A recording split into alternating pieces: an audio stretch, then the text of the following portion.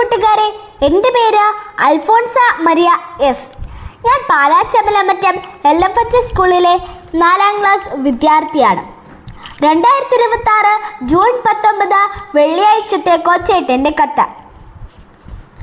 പറന്നു പറന്നു വരുന്നുണ്ട് പിറന്ന നാളിൻ്റെ കഥകൾ. പ്രിയ DCL കൂട്ടുകാരെ, അന്ന് രാത്രിയിലാണ് ആശുപത്രിയിലേക്ക് പോയത്. പ്രകാശിൽ നിന്ന് തങ്കമണി വരെ പലരും ചേർന്ന് കട്ടിൽ അമ്മയെ ചുമന്നുകൊണ്ടുപോയി. തങ്കമണിയിൽ നിന്നും കാൽവരി മൗണ്ടിലേക്ക് ജീപ്പിലാണ് കൊണ്ടുപോകുന്നത്. അപ്പോഴുണ്ട് പെരുമഴ. വഴി ഇന്നത്തെ പോലെ ഒന്നുമല്ല, വെറും ചെമ്മൺ പാത. മഴ പെയ്യുമ്പോൾ ചെളിക്കുഴഞ്ഞ മൺപാതയിലൂടെ ജീപ്പ് കയറ്റം കയറാൻ കൂടെ വന്നവർ ജീപ്പിൽ നിന്നിറങ്ങി തള്ളും. അങ്ങനെ 2-3 കിലോമീറ്ററുകൾ പെരുമഴയത്ത് വണ്ടി തള്ളിയാണ് കാൽവരി മൗണ്ടിലെത്തിച്ചത്.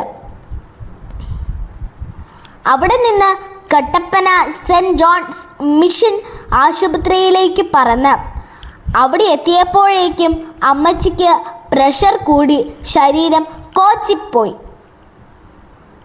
2 മണിക്കൂർ കൊണ്ട് മുണ്ടക്കയം മെഡിക്കൽ ട്രസ്റ്റ് ഹോസ്പിറ്റലിൽ എത്തിച്ചാൽ ചിലപ്പോൾ അമ്മയും കുഞ്ഞും മരിക്കില്ല. പിന്നെ ദൈവം തമ്പുരാനെ എന്ന് വിളിച്ചൊരു പോക്കാണ്. അന്ന് KK റോഡ് ഇന്നത്തെ പോലെ അല്ല. വളവും തിരിവും കുണ്ടും കുഴിയുമാണ്, വീതി തീരെ കുറവ്. അങ്ങനെ പറന്നു പോകുമ്പോൾ അമ്മയുടെ ബോധം പോയി. എല്ലാവരും ജീപ്പിലിരുന്ന് നിലവിളിച്ചും കൊന്ത ചൊല്ലി പ്രാർത്ഥിച്ചും. ഒരു വളവ് തിരിഞ്ഞപ്പോൾ അതാ ഒരു വലിയ പാണ്ടി ലോറി വലിയ തടികളുമായി ഇഴഞ്ഞിഴഞ്ഞു നീങ്ങുന്നു. ജീപ്പിന് ഓവർടേക്ക് ചെയ്യാനും ആവുന്നില്ല. ആകെ ടെൻഷൻ, കൂട്ടക്കരച്ചിൽ. കുറേ കഴിഞ്ഞാണ് ഒന്ന് കയറിപ്പോകാൻ പറ്റിയത്. അങ്ങനെ ഒരു തരത്തിൽ മുണ്ടക്കയത്തെത്തി. അവസാനം ഓപ്പറേഷൻ കൂടാതെ പ്രസവം. അന്നേരമാണ് അറിഞ്ഞത് ഇരട്ടക്കുട്ടികളാണെന്ന്. അമ്മയ്ക്ക് ബോധം തെളിഞ്ഞത് 2 ആഴ്ച കഴിഞ്ഞാണ്. പ്രിയ കൂട്ടുകാരെ, ഇത്രയും വായിച്ചപ്പോൾ ഇതെന്തു കഥയാണ്, ഇതാരുടെ കഥയാണ് എന്ന് നിങ്ങൾക്ക് തോന്നിയേക്കാം. എന്നാൽ ഇത് മറ്റാരുടെയും കഥയല്ല, ഇതെൻ്റെ പിറന്നാൾ കഥയാണ്. ഓർമ്മ വെച്ച കാലം മുതൽ ഏതാണ്ട് കഴിഞ്ഞ 50ലേറെ വർഷങ്ങളായി ഞങ്ങളുടെ അച്ചാച്ചനും അമ്മച്ചിയും എല്ലാ പിറന്നാൾ ദിനത്തിലും ഞങ്ങളോട് പറഞ്ഞിരുന്ന പിറന്ന നാളിൻ്റെ കഥയാണിത്. കേട്ട് കേട്ട് കാണാപ്പാടമായിട്ടും കഴിഞ്ഞ വർഷവും ആദ്യം കേൾക്കുന്നത് പോലെ ഞങ്ങൾ ആവേശത്തോടും അത്ഭുതത്തോടും കൂടി കേട്ട കഥയാണിത്. കൂട്ടുകാരെ, നമുക്കെല്ലാവർക്കും പിറന്നാളുണ്ട്. നമ്മൾ തന്നെ ഹാപ്പി ബർത്ത്ഡേ എന്നാണ് പറയുന്നത്. എന്നാൽ നമ്മൾ പിറന്ന നാൾ ആർക്കാണോ ഹാപ്പി ബർത്ത്ഡേ ആകുന്നത്?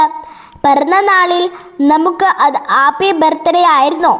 എന്നിട്ടും നമ്മൾ ചീവീട് കരയുന്നത് പോലെ നീണ്ട വായിൽ നിലവിളിക്കുകയായിരുന്നല്ലോ. പിറക്കുമ്പോൾ കുട്ടി കരയണം, കരഞ്ഞില്ലെങ്കിൽ ആരോഗ്യ പ്രശ്നമുണ്ടാകാൻ സാധ്യതയുമുണ്ട്.